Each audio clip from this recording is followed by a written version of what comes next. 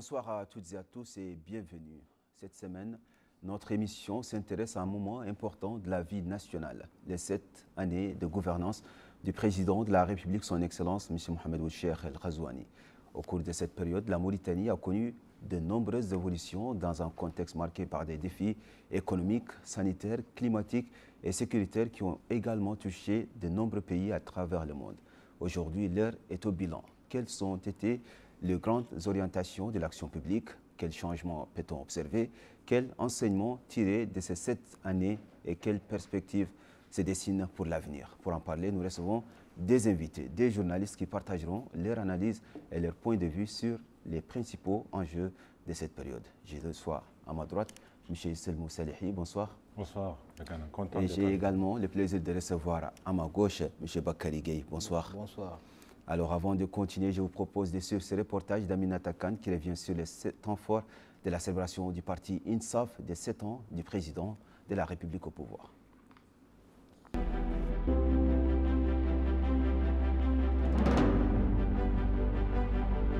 Le 7e anniversaire de l'investiture du président de la République, Mohamed Ould Cheikh El Ghazouani, a rassemblé hier soir les sympathisants du parti sous le thème cette année de réalisation, un parcours qui se poursuit, en présence du Premier ministre, M. Mortar Ould Ndiaye, du président de l'Assemblée nationale, M. Mohamed Baba Ould Maguette, ainsi que d'un nombre de dirigeants et des cadres du parti. L'organisation de la rencontre vise à célébrer les réalisations accomplies au cours des dernières années, mais aussi de réaffirmer l'engagement à poursuivre les efforts pour consolider les acquis et faire avancer le processus de développement. Ainsi, le président du parti INSAF, M. Mohamed Bilal Ould Messoud, a souligné que la commémoration de l'investiture de son Excellence le président de la République, Mohamed Ould Cheikh El Ghazouani, est l'occasion de rappeler le parcours exceptionnel marqué par l'ouverture politique, le renforcement de la concertation, mais aussi et surtout le travail continu, surtout en matière de développement et d'action sociale au service de la patrie. Il a précisé que l'élection du président de la République constitue un tournant décisif dans l'histoire du pays. Le peuple mauritanien a accordé sa confiance au programme Mes Engagements qui place le citoyen au premier rang des priorités et met l'accent sur le renforcement de l'état de droit, la consolidation de la bonne gouvernance ainsi que la promotion de l'unité nationale et de la justice sociale.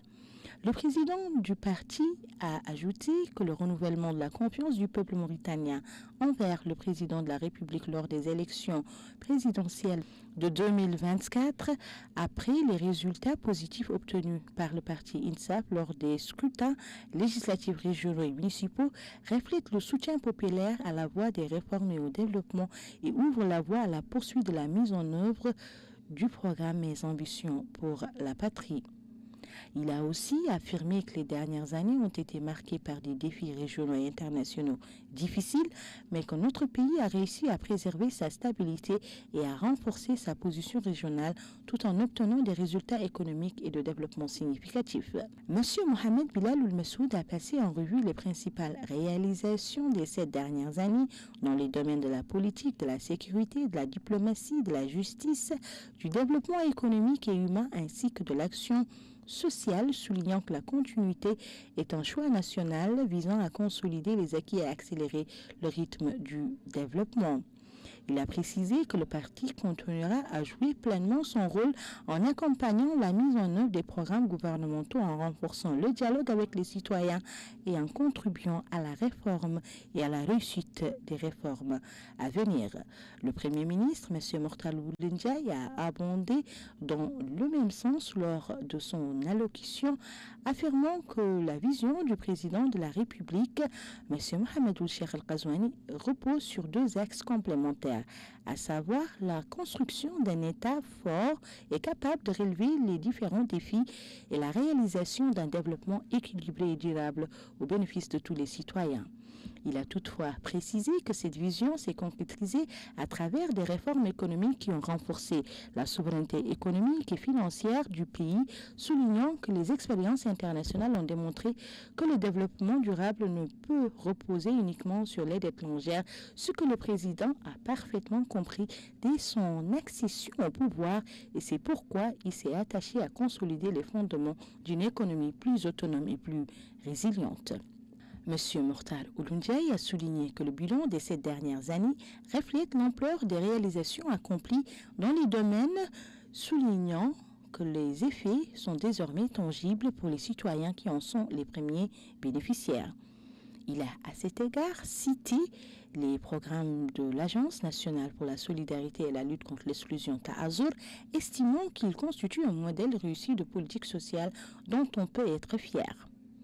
Révélant que ces réalisations ont constitué un rempart pour la nation et ont contribué à la protection contre les grands défis grâce aux réformes structurelles mises en œuvre qui ont renforcé la stabilité et consolidé les fondements de l'État-nation.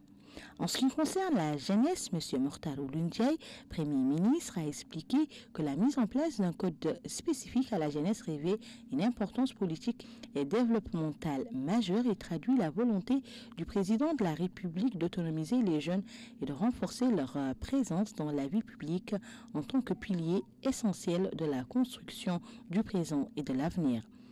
Le Premier ministre a aussi évoqué la récente intervention médiatique du président de la République, soulignant qu'elle a clairement incarné la volonté politique inébranlable de lutter contre la corruption et mis fin au débat concernant l'engagement du président à continuer de s'attaquer à ce phénomène avec la plus grande fermeté.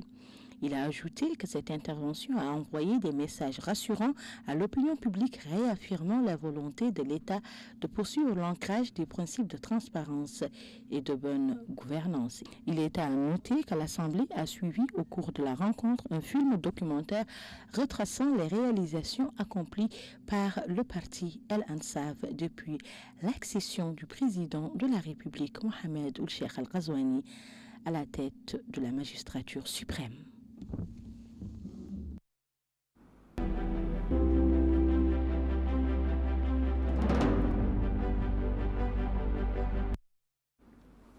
Un grand merci à Aminata Khan pour ce reportage qui nous a déjà édifié sur beaucoup de choses.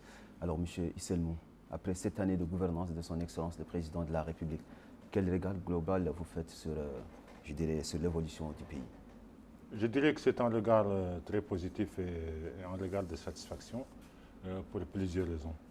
D'abord, sur le plan politique, en raison de la rupture de la crispation qui a marqué la scène politique durant les décennies écoulées, les tensions qui étaient permanentes et récurrentes, auxquelles a succédé une certaine restauration de la confiance entre les acteurs politiques qui ont commencé à se fréquenter, à se parler et à développer des relations saines et surtout des relations qui dénotent de la maturité politique, à la fois au niveau de l'exécutif mais aussi au niveau de l'opposition.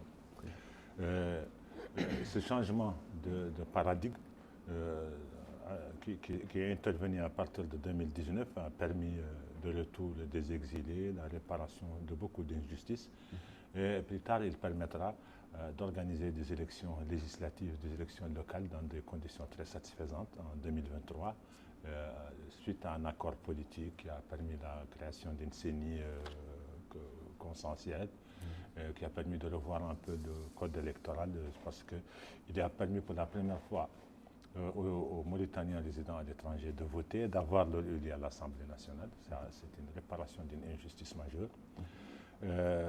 Il y a aussi, sur le niveau économique, qui est une source de satisfaction et qui justifie ce regard positif que je donne, parce que nous constatons que les principaux indicateurs macroéconomiques du pays sont restés stables. La balance de paiement, par exemple, était stable. La croissance était de 6% en 2024 et elle a chuté un peu en 2025 à 4% en raison de la contraction des secteurs énergétiques. Mais aussi, ce ralentissement s'est accompagné d'une réduction des déficits de la balance de paiement. On constate aussi que la position du pays par rapport à la dette s'est beaucoup améliorée parce que la dette est aujourd'hui à 42% du PIB. Elle frôlait pratiquement les 100% les années 2018-2019. Il y a eu de nouveau les ressources stratégiques qui font leur apparition avec le gaz. Le pays devient un nouveau hub de production de gaz. Ce regard aussi positif se justifie aussi sur le plan, par l'évolution constatée au niveau social, parce que nous constatons que depuis 2019, la lutte contre la précarité, l'exclusion et la marginalisation sont devenues une priorité. Et à l'agence Tadammoun a succédé l'agence Ta'azour, qui est dotée de plus grands moyens et qui a un mandat beaucoup plus robuste et beaucoup plus vaste et beaucoup plus exhaustif. Et aussi, sur le plan social aussi, ça a été marqué par le lancement du chantier de l'école républicaine qui introduit des changements majeurs, premièrement, non pas seulement au niveau du contenu pédagogique, parce qu'il y a l'intégration progressive des langues nationales, le retour d'une certaine forme de bilinguisme, mais aussi il y a une revalorisation du statut de l'enseignant. Il y a aussi une revalorisation, aussi une mise aux normes au niveau même de l'élève, parce qu'il y a maintenant la tenue scolaire obligatoire. Et puis nous constatons qu'il y a eu un très grand développement au niveau de l'infrastructure éducative elle-même. On parle depuis 2019 de la construction de plus de 5400 salles de classe.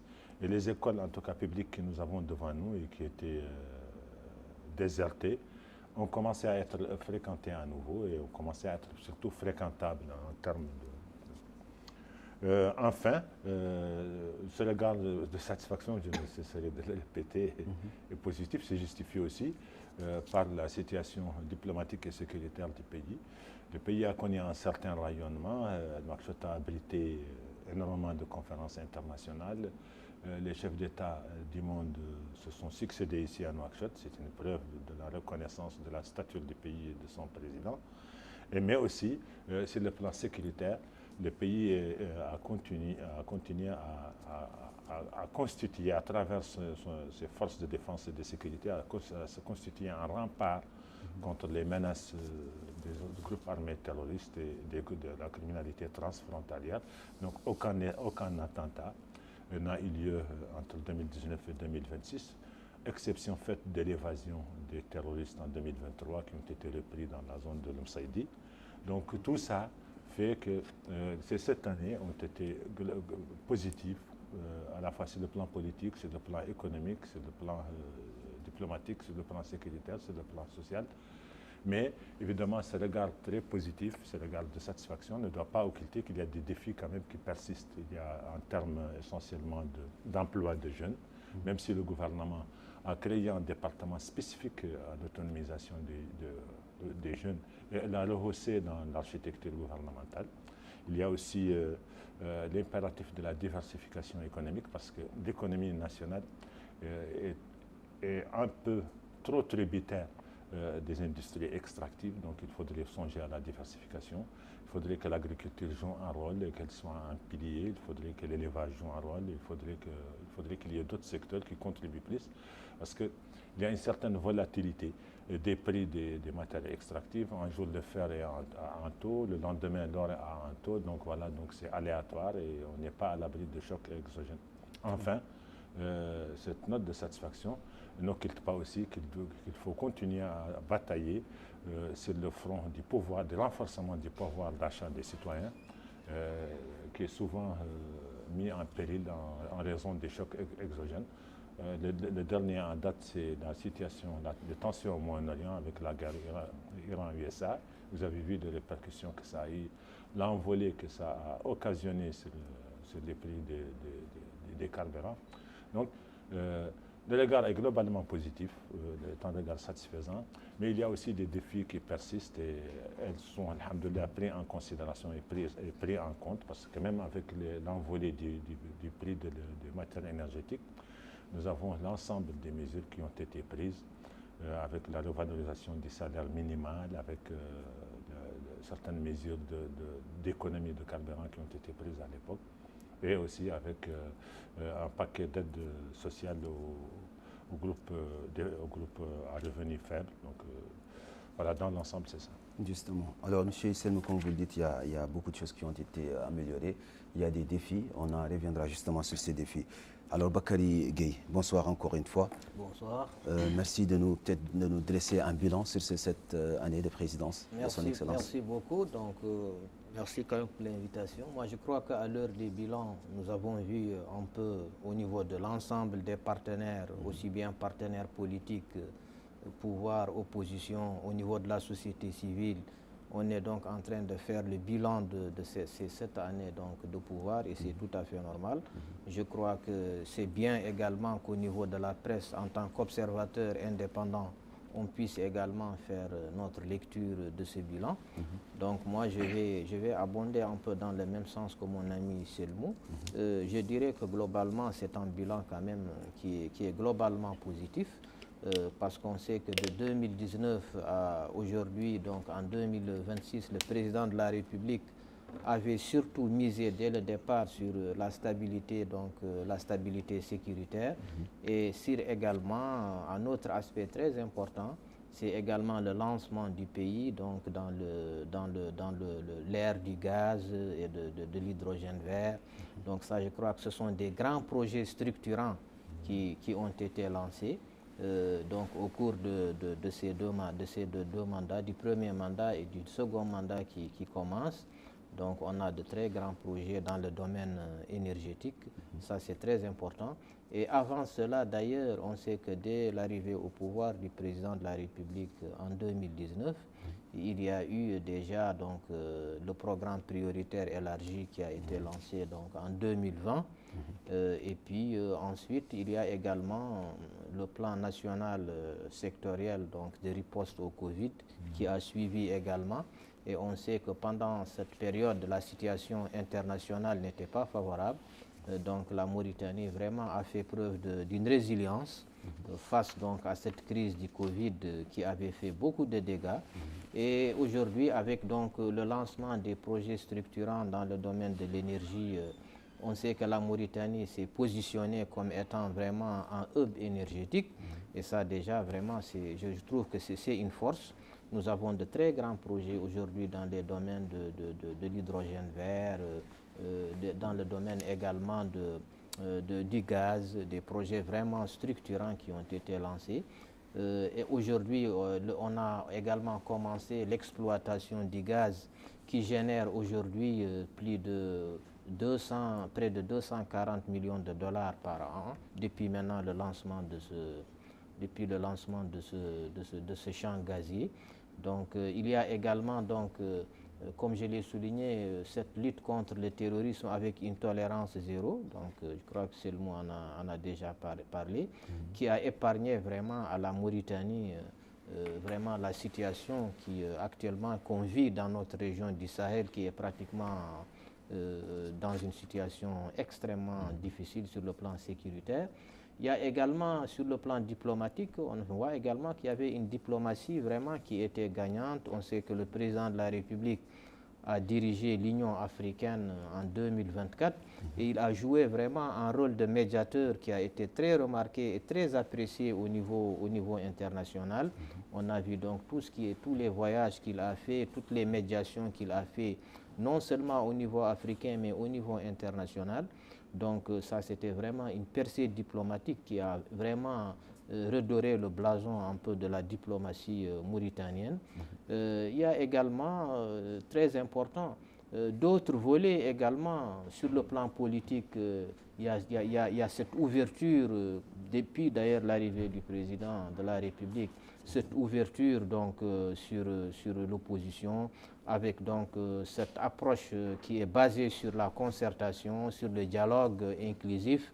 Et ça aussi, ça a été très apprécié par l'ensemble des partenaires politiques et qui devrait normalement déboucher sur ce dialogue qu'on est en train de préparer depuis maintenant plus d'un an et qui normalement devrait commencer incessamment. Et sur le plan économique, donc comme l'a dit Selmou, donc il y a eu vraiment un rétablissement des grands équilibres économiques avec donc aujourd'hui tous les voyants qui sont pratiquement au vert, avec un satisfecit des institutions financières internationales qui sont nos principaux partenaires, il y a une réduction importante du déficit budgétaire qui a été considérablement réduit. Et il y a également cette lutte contre la gabegie qui a été une priorité depuis l'arrivée du président.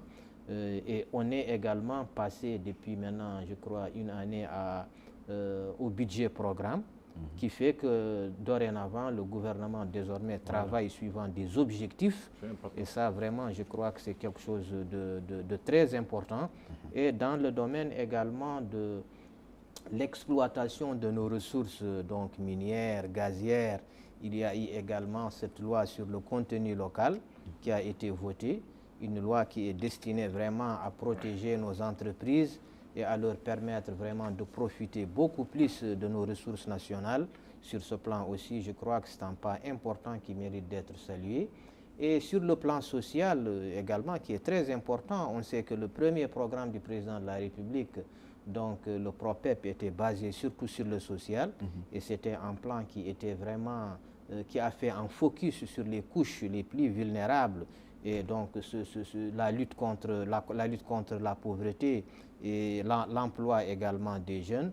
Donc il y a eu des programmes sociaux très importants qui ont été lancés par Ta'azour avec les transferts monétaires, avec donc les cantines scolaires, avec cette assurance maladie, l'assurance maladie universelle également, avec des centaines de milliers de Mauritaniens. Et aujourd'hui, on tend vraiment vers la généralisation donc de l'assurance maladie.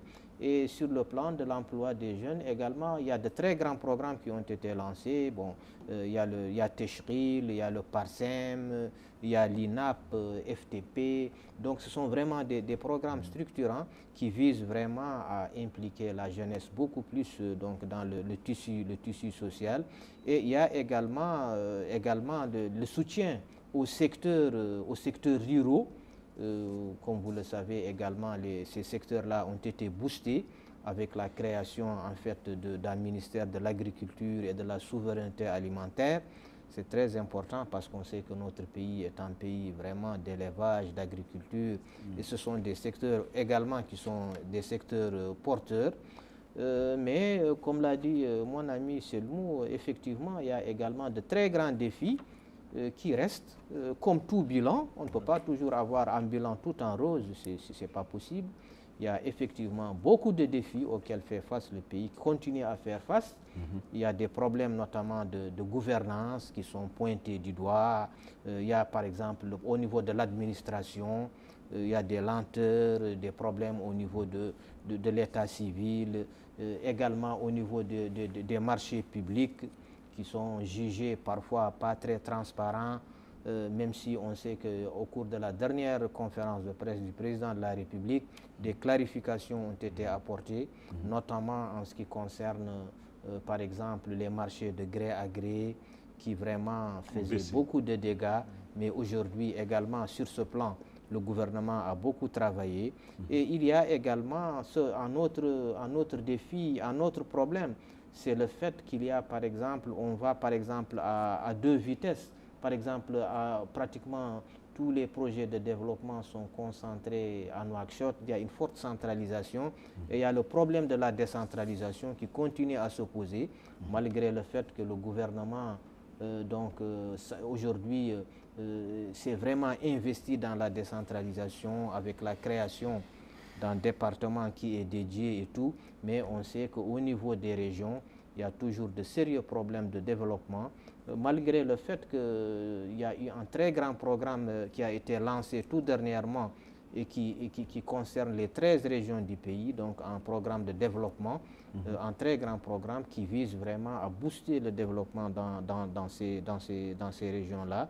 Et donc il y a également toujours des problèmes également au niveau de l'accès à l'eau surtout et à l'électricité. Là également, c'est un très grand défi qui reste vraiment parce qu'on sait qu'aujourd'hui, au niveau de l'approvisionnement en eau, il y a toujours des problèmes qui se posent, aussi bien en Nouakchott qu'à l'intérieur du pays. Malgré les très grands projets qui sont lancés actuellement et qui sont en cours, on sait qu'il y a des projets d'extension au niveau de la ville de Nouakchott qui doivent en tout cas selon les prévisions, régler le problème dans les plus brefs délais, sans compter également les projets qui sont lancés dans des grandes villes comme Nouadhibou, Kifa, qui visent également à résorber ce déficit au niveau donc de ces villes. Et donc voilà, en gros, en tout cas, c'est un bilan, je dirais, globalement quand même positif, malgré le fait qu'il y a toujours donc ces défis-là qui doivent être relevés. Très bien. Alors toujours on y reviendra sur ces défis pour un peu approfondir, aller plus en détail. Monsieur Isselmou, on en a parlé, vous et M. Gueye, de plusieurs avancées dans plusieurs domaines, dans plusieurs secteurs, que ce soit dans l'éducation, dans la santé. Mais selon vous, quels ont été les principaux faits marquants de cette période? Merci. En fait, moi, j'ai noté plusieurs faits marquants sur ce septennat. On va l'appeler le septennat. Le premier fait marquant, c'est que, en réalité, 2019 était la toute première passation de pouvoir pacifique entre deux présidents élus depuis l'indépendance. On ne peut pas sauter ça, parce que c'était très important. Quand même que deux présidents élus se passent, donc c'est très important. Deuxièmement, de 2019-2026, c'est une stabilité politique inédite dans la région du Sahel, en pleine ébullition. Donc voilà, pouvoir préserver un pays de plus d'1 million de kilomètres carrés, ayant 2200 km avec un front voilà, en pleine ébullition, c'est un travail remarquable. Ensuite, c'est vrai, c'est un événement très important, l'entrée du pays, de notre pays dans le club des pays producteurs de gaz. Ça aussi, c'est un très grand événement, c'est une baraka, c'est très important. On espère qu'on verra des résultats parce que de gaz, les recettes ne vont pas tomber dans l'immédiat parce que vous savez, ce genre de grands projets, ce sont des investisseurs qui engagent des milliards et des milliards. Vous savez, il faut d'abord rembourser les investisseurs pour avoir des retombées. Mais certainement dans les 5 années à venir, ce sera très intéressant, ce sera important. Il y a aussi de très grands programmes qui ont été lancés. Il y a des programmes d'alimentation de 115 villes et villages en eau potable à partir de Bogué. Ça, c'est un programme qui est très important. Il y a des programmes de renforcement de l'alimentation de Nouakchott en eau potable à partir d'Eidini. Mais il y a aussi de grand travail qui a été mené sur la station de Beninagi d'épuration, parce que les eaux, vous savez, l'Aftout Sahli a été opérationnalisé, si je me rappelle, Bakali a été 2015. Il a été lancé en 2001, à l'époque on était ensemble dans un canard ensemble, et je crois qu'en 2010, c'est en 2010 que l'eau est venue à Nouakchott, mais je crois qu'il n'y a pas eu l'entretien nécessaire à la station de Beninagi, il a fallu dans l'urgence reprendre tout ça. Donc c'était vraiment un investissement colossal et c'est très important. Je crois aussi qu'il y a un grand projet d'eau au niveau de l'Aftout Sergui qui est sur le point d'être lancé. Donc et au niveau des aménagements hydro-agricoles, je crois que durant ce septennat, 100 000 hectares ont été aménagés. C'est quelque chose de formidable. C'est ce qui explique pratiquement l'autosuffisance alimentaire en riz et c'est ce qui explique que le gouvernement a intégré le concept d'autosuffisance alimentaire dans l'architecture gouvernementale. Aujourd'hui, on a un ministère de l'autosuffisance alimentaire, c'est très important, c'est ambitieux, c'est important. Et je crois que même au niveau des légumes, si je me rappelle bien, la production est montée de 31 000 tonnes en 2019 à 134 000 tonnes. Je crois qu'à un certain moment, même, on se disait qu'on pouvait se passer des tomates d'un pays voisin. Ça, c'est très important de noter aussi qu'il y a une amélioration très importante dans les indicateurs de santé durant cette année, parce qu'il y a une baisse de la mortalité maternelle et infantile. Et il y a eu un important développement, ça je réponds à Bakary, dans l'accès national à l'électricité, parce que le taux d'accès était de 42% en 2019 et il est maintenant à 59%. Donc il y a toujours le déficit qui reste, mais je suis sûr qu'ils sont en train de travailler sur ça. Enfin, il y a aussi un développement qui est très important que nous devons tous saluer ici, c'est le développement de la digitalisation. Aujourd'hui, énormément de services publics sont numérisés. notamment l'état civil, pratiquement tout est devenu numérisé, ça facilite la tâche. On n'a plus besoin de faire la queue à la Somalec pour payer sa facture. Je crois que aussi ça c'est quelque chose de très important qu'il faut saluer.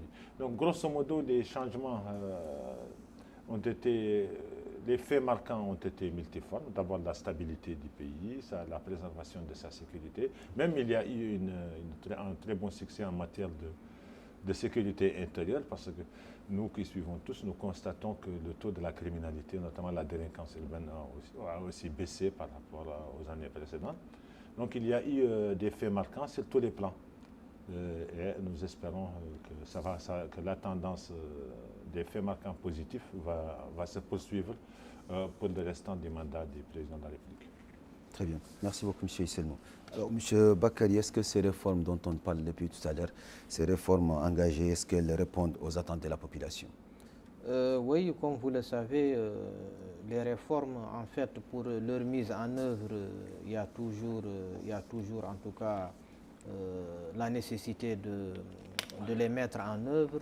On sait que ces réformes-là, depuis leur lancement en 2019, ont été, en tout cas pour certaines de ces réformes mises en œuvre et ont vraiment apporté du positif.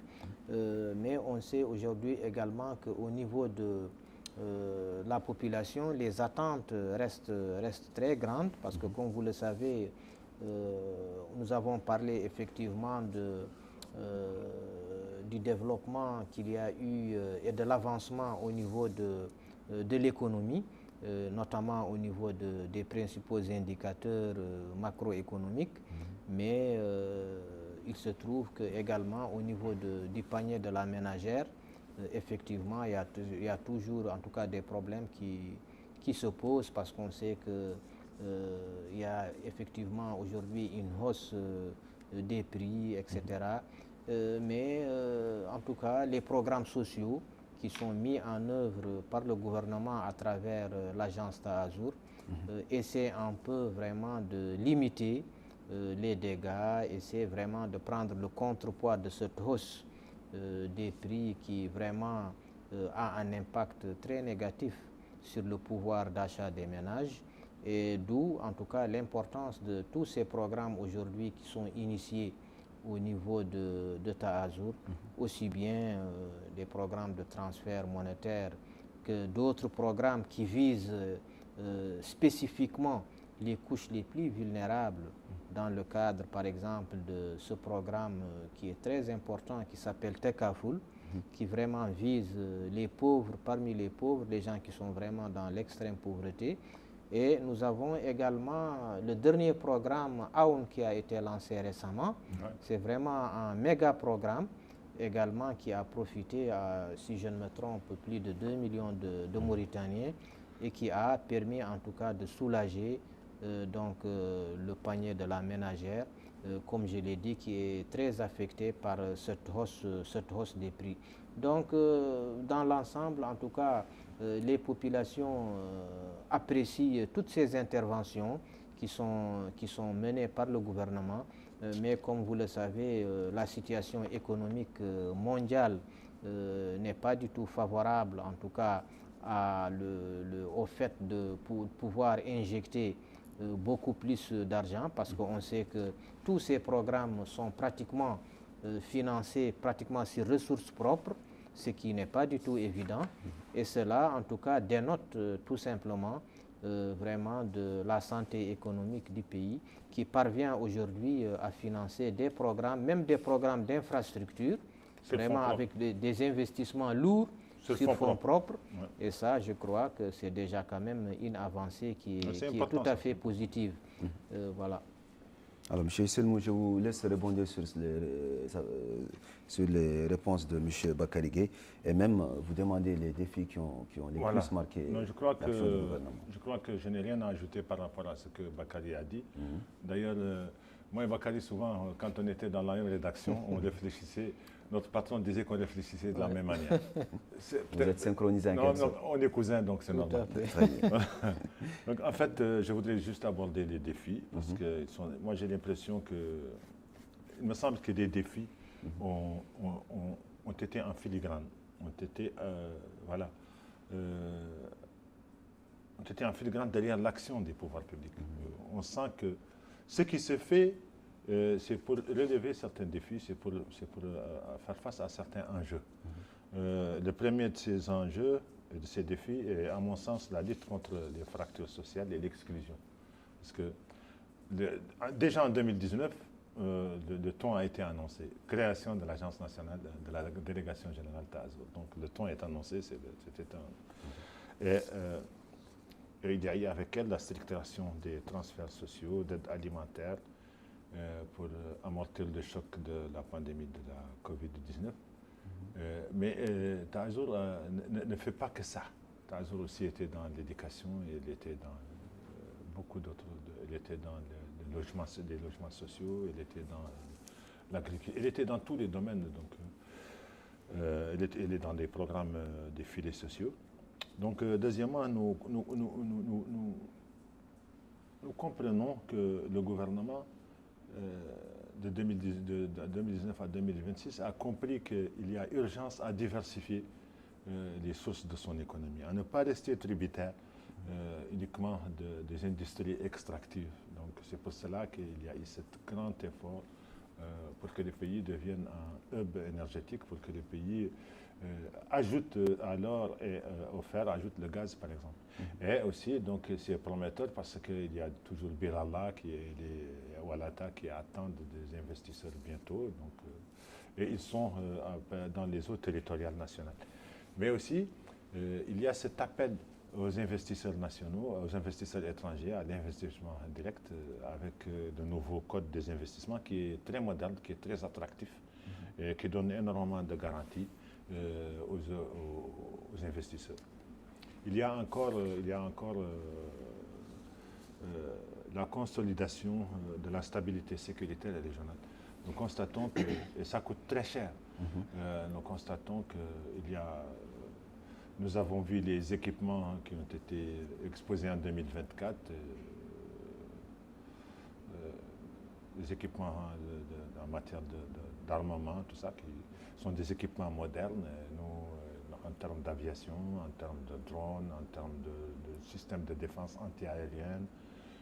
Donc, avec la présence des manœuvres militaires, que ce soit au nord-ouest dans nos frontières, que ce soit au sud-est, donc nous voyons qu'il y a un très grand effort pour préserver l'intégrité territoriale et la souveraineté nationale. Il faut rendre hommage à l'armée nationale pour ça. Si nous dormons tranquilles, c'est parce qu'il y en a qui veillent pour que nous le soyons. Mais ce modèle sécuritaire qui a fait ses preuves, cela se voit qu'il est maintenu, la vigilance,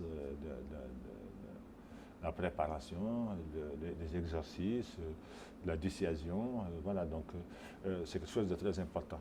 Mais il y a aussi la pression migratoire qui constitue un autre défi sécuritaire. À un certain moment, les étrangers qui n'étaient pas, les étrangers d'une manière générale, ont failli représenter 10% de la population. Et le taux des étrangers qui ont accepté d'avoir des cartes de séjour ou qui même sont entrés légalement, parce que la Mauritanie a 85 points de passage. Donc, quand vous rentrez par ce point de passage, vous êtes enregistré. Donc, si vous êtes de l'entourage, vous avez le droit de rentrer au pays, de rester dans le pays une certaine période. Mais au-delà de cette période, il faut faire une carte de séjour. Et beaucoup de gens, beaucoup d'étrangers refusaient de faire cette carte de séjour malgré les facilités offertes. C'est ce qui a amené des mesures de raccompagnement d'étrangers qui séjournaient illégalement dans des pays. C'est des mesures que tous les pays du monde le font. Même les pays du voisinage le font, donc ça ne visait personne. Mais c'était ce que je voulais dire, c'est que c'était un défi sécuritaire quand vous avez des centaines de milliers de jeunes qui viennent, ils font d'abord la concurrence à vos jeunes, à vous qui cherchent des débouchés, et deuxièmement, ils ne respectent pas la loi. Donc, ils sont les bienvenus quand ils rentrent légalement et quand ils respectent la loi, mais ils s'exposent aussi à la rigueur de la loi s'ils ne respectent pas la loi. Enfin, en plus, il y avait en termes des défis qui semblent avoir inspiré ou marqué l'action des pouvoirs publics. Il y a aussi le souci de l'apaisement politique et du dialogue institutionnel. On a l'impression que quand même, durant ce septennat, il y avait un climat politique apaisé. Et il y avait la restauration de la confiance, parce que je crois que les ponts étaient rompus entre les acteurs de la classe politique durant les décennies écoulées. Pratiquement, c'était l'invective, les tensions en permanence, tout ça.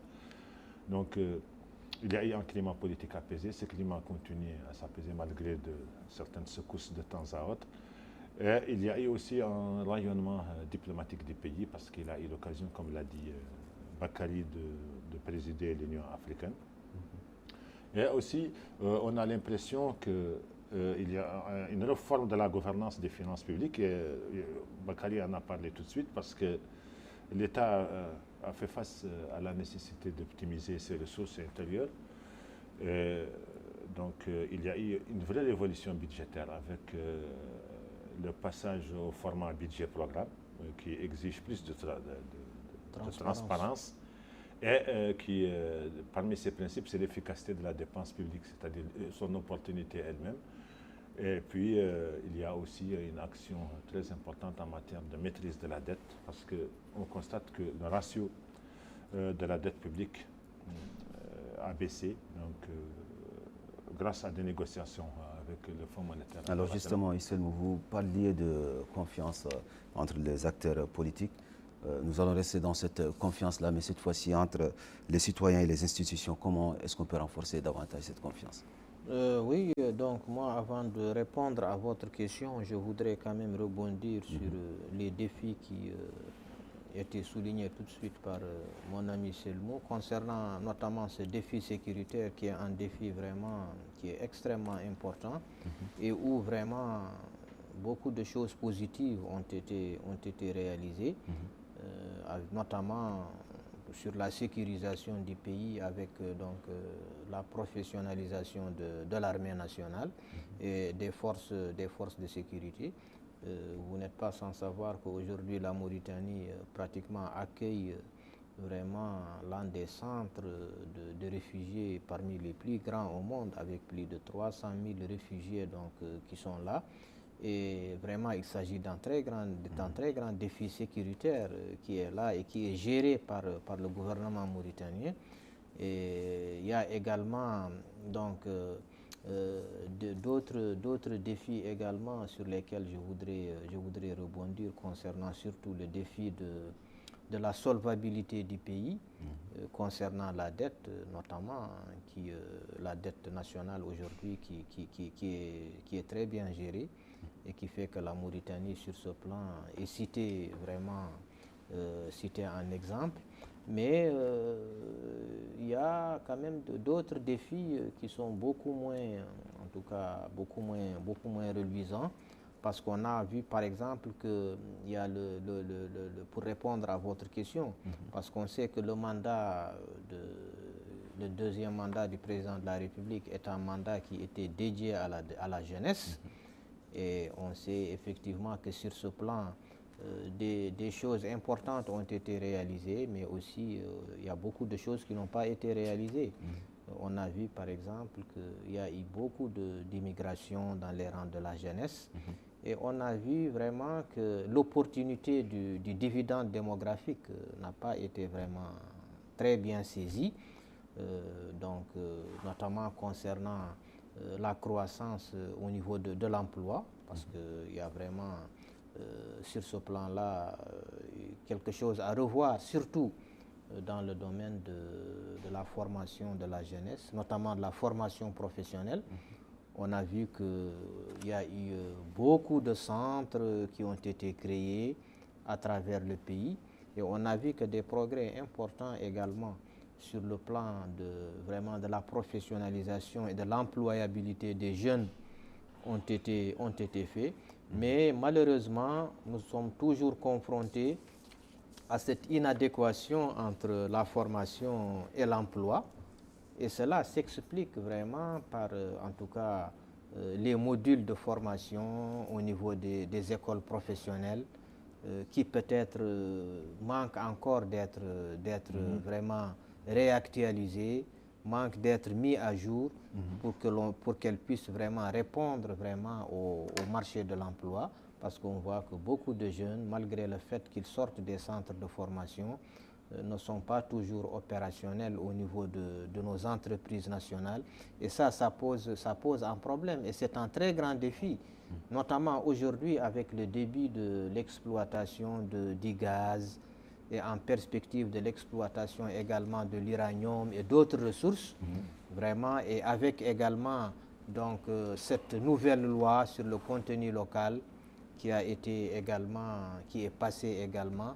Je crois que nos entreprises aujourd'hui doivent vraiment être remises vraiment à jour pour pouvoir profiter donc de toutes ces ressources-là, parce que sinon vraiment, même avec cette manne énergétique qu'on voit à l'horizon, si vraiment on ne met pas à jour, en tout cas, dans nos entreprises, cette manne risque vraiment de nous échapper et de profiter plutôt beaucoup plus à des étrangers qu'aux ressortissants du pays. Donc vraiment aujourd'hui, le vrai test vraiment de ce second mandat, donc c'est vraiment de réussir à convertir nos ressources comme le gaz, comme les ressources renouvelables, les énergies renouvelables, le soleil, le vent, à les convertir vraiment pour que... C'est ça l'hydrogène vert. L'hydrogène vert, pour qu'elle puisse nous profiter. Mais c'est la décennie 2030 après. Effectivement, mais l'objectif aujourd'hui, c'est vraiment de préparer cela pour que vraiment à l'horizon 2030, la Mauritanie puisse non seulement satisfaire ses besoins en énergie, en électricité, mais pouvoir également profiter de ces ressources. Parce que le grand problème qui se pose aujourd'hui au niveau des énergies renouvelables, on sait que la Mauritanie aujourd'hui est un pays qui est cité en exemple, mais il y a toujours un problème pour la distribution et le stockage de cette énergie renouvelable. Et je crois que cet aspect également doit être beaucoup plus travaillé pour permettre au pays de profiter au maximum de ces énergies qui aujourd'hui sont vraiment quelque chose de très convoité et qui peuvent faire de la Mauritanie vraiment un hub continental. Très bien. Très bien. Bakary, rapidement, je reviens vers vous, Selmou. Nous arrivons un peu à terme de cette émission. Oui. En 2 minutes, je vous pose une dernière question sur les regards que vous portez sur les perspectives à venir. Sur les perspectives, voilà, donc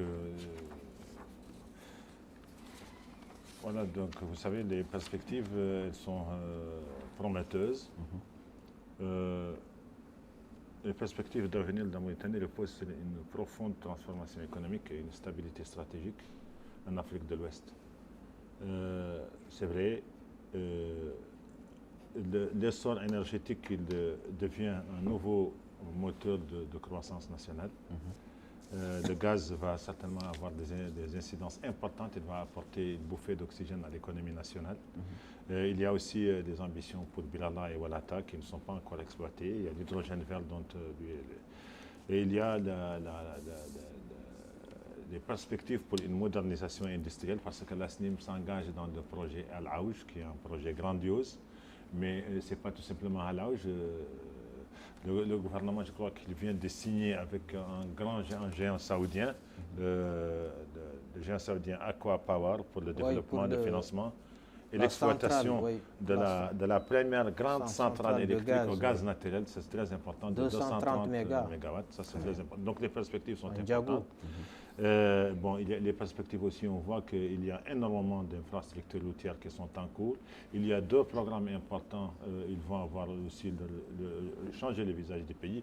Le programme de développement de Nouakchott, mais aussi le programme de généralisation des services essentiels au niveau local, qui est 26 milliards. Donc la deuxième phase va être lancée bientôt. Mais tout cela est très important, que le climat d'apaisement et le climat de confiance entre les acteurs politiques continue à être maintenu et que aussi le pays s'attaque aux problèmes qui plombent sa cohésion national.